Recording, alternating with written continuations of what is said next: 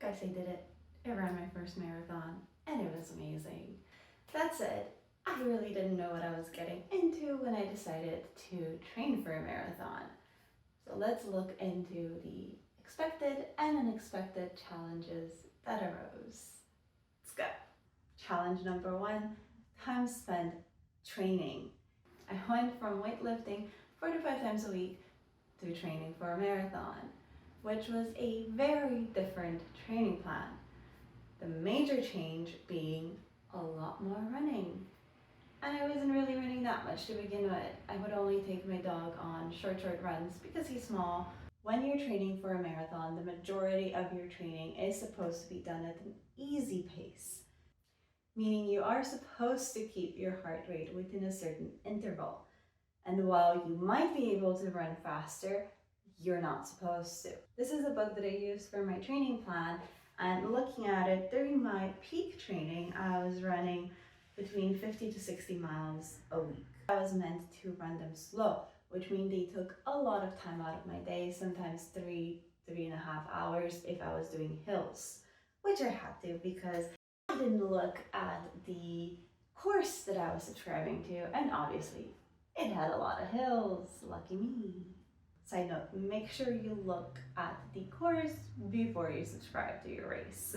First and foremost, if you're running a marathon, and it's obvious that you will have to spend time running, but there's a whole lot of time spent running.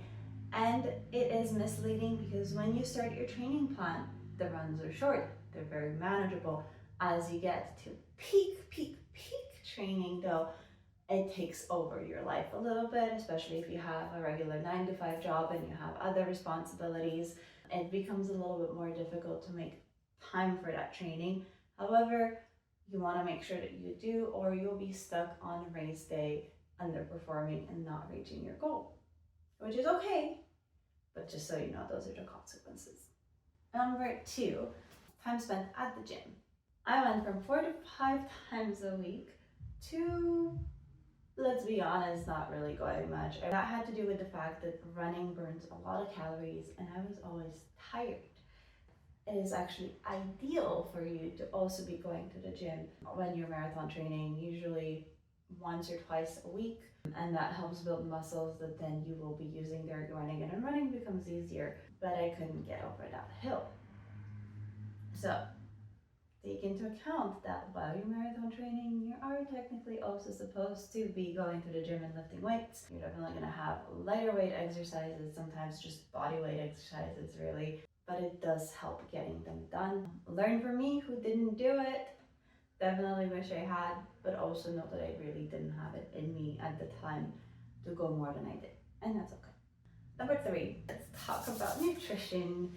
The way you fuel your body for weightlifting is very different than the way you fuel your body for running crazy amounts of distances. When you're weightlifting, you do not burn as much calories per training session.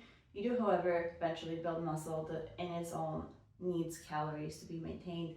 You want to make sure that you're hitting your protein goals if you're building muscle, because the protein is the building block for your muscles. When you're weightlifting, you don't really experience as many spikes of hunger because you're never really at such a calorie deficit.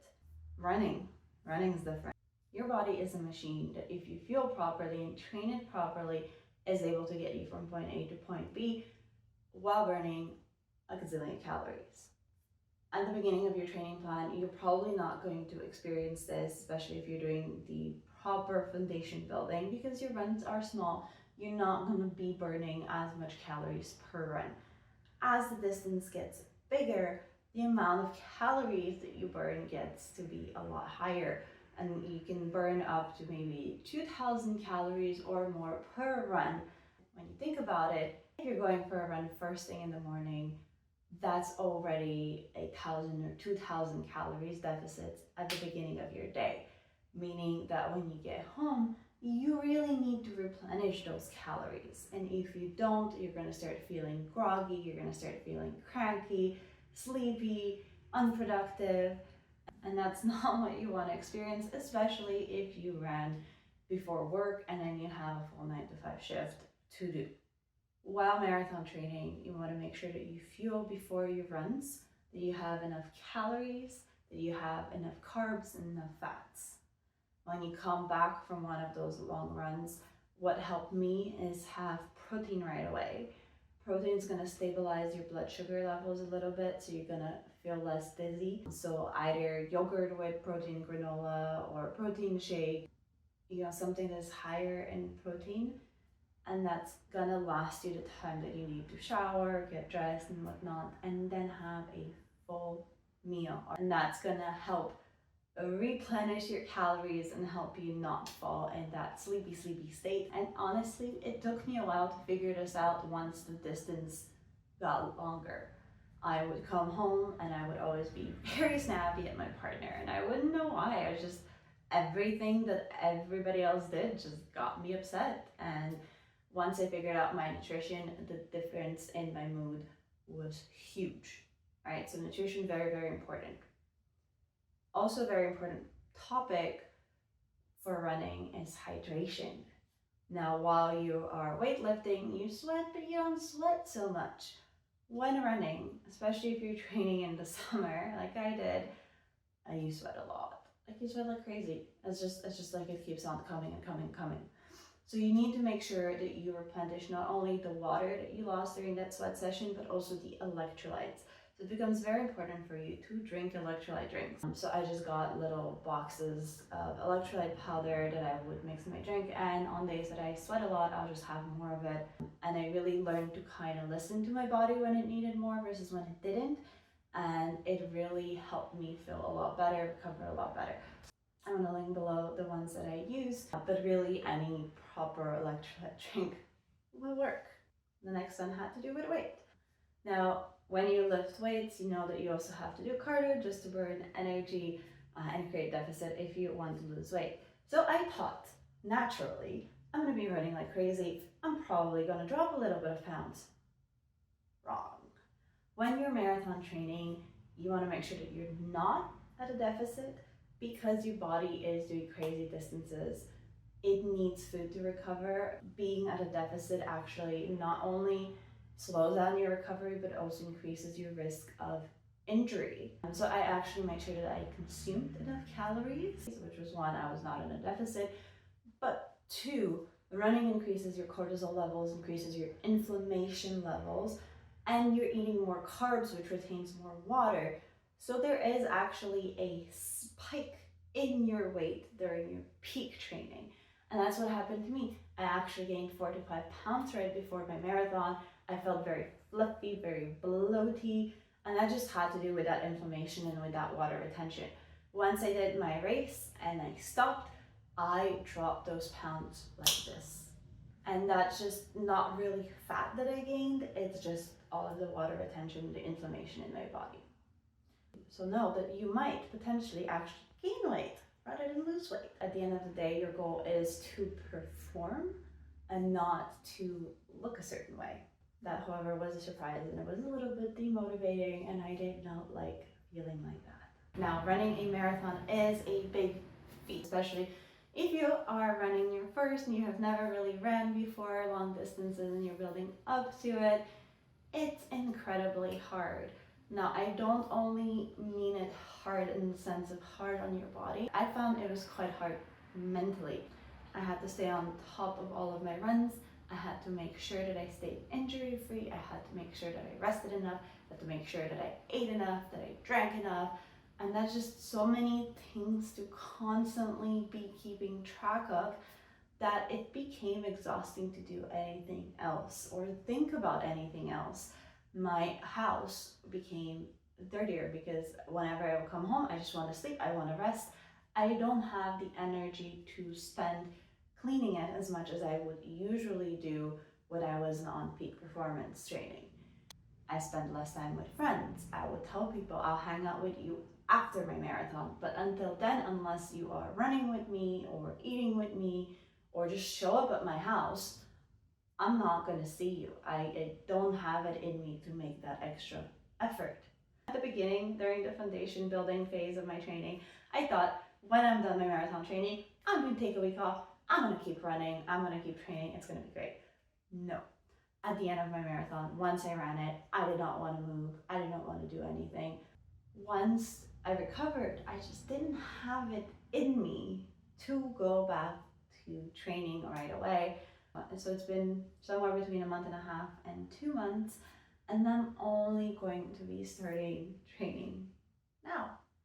Even pro athletes have an off season, so it's okay to take a little bit of time to replenish, just because I really am lacking the discipline.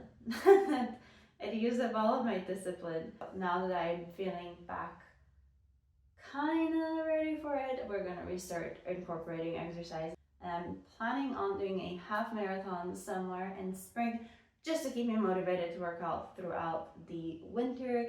And then I do want to do a full marathon again in the fall. That said, I do not want to run one with as many hills as my last one did. It's going to be a flatter one, and I'm going to be focusing a little bit more on time. But yes, it really did take it out of me. It was like I was like a well-oiled machine, and the moment that I reached a goal, I just fell apart. Not everybody's like that. A lot of people are able to continue to training right after.